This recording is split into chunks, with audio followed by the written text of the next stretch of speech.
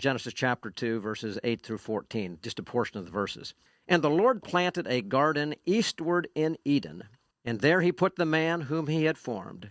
And out of the ground made the Lord God to grow every tree that is pleasant to the sight and good for food. The tree of life also was in the midst of the garden, and the tree of knowledge of good and evil.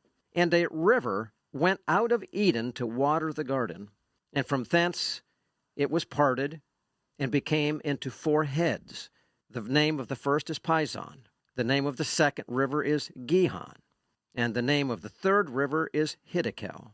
Amazingly, ladies and gentlemen, work is being done in Israel to bring life and water to the site of the original Garden of Eden. The effort is significant. The potential impact, enormous. Well, Jimmy, I thought this was just an amazing piece of information. I want you to take and describe, so folks understand, where is the geographical location of the Garden of Eden, where I believe the case is that both Jews and Muslims seem to agree on that, and share the details of this historic project underway in Israel for actually, I think, over 9 years now.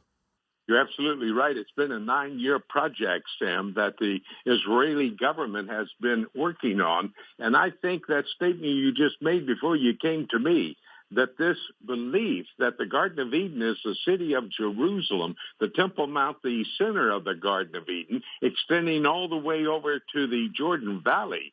This is an amazing statement because the Jews and the Muslims both agree. It's about the only thing they agree on. That location is in Jerusalem, as I said, the entire city of Jerusalem.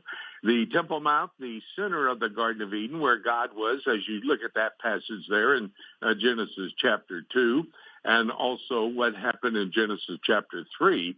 Hebron, when you think about it, which is about 30 miles, that would be northwest, of the city of Jerusalem, is the entrance to the Garden of Eden. You might remember that I said it extended to the Jordan Valley. Remember, Lot and Abraham were having a conversation, and Abraham said, "What piece of real estate do you want?" And he said, "Well, I want that." And he was looking at the area of Sodom and Gomorrah, but he said, "That looks to me like the Garden of Eden." Well, it was a part of the original site of the Garden of Eden. Now, as it relates to the tunnel, Hezekiah, if you go back into 1 Kings, the last part of, 2 Kings, Hezekiah was the one who built a tunnel to bring water actually into the area of the Garden of Eden, the pools of Siloam. If you've ever been to Israel, you've probably been down to that location there in the city of David. And now Israel is bringing desalinated water from the Mediterranean all the way to this same area. And that's a lot longer than Hezekiah's tunnel. You can walk Hezekiah's tunnel in about 15 minutes. But from the area of the Mediterranean where the desalination plants are located, they had to build a tunnel through those Judean hills to get the water. They have pump stations all across the way because Tel Aviv and the shores of the Mediterranean are at sea level. You've got to go 2,800 feet above sea level to get into Jerusalem. So they've been working on this project for the last 9 years. It's just about complete. They're getting ready to have a major celebration. Because the water is needed in Jerusalem, it's the fastest growing city in the state of Israel. So many of the new immigrants coming in want to live in Jerusalem.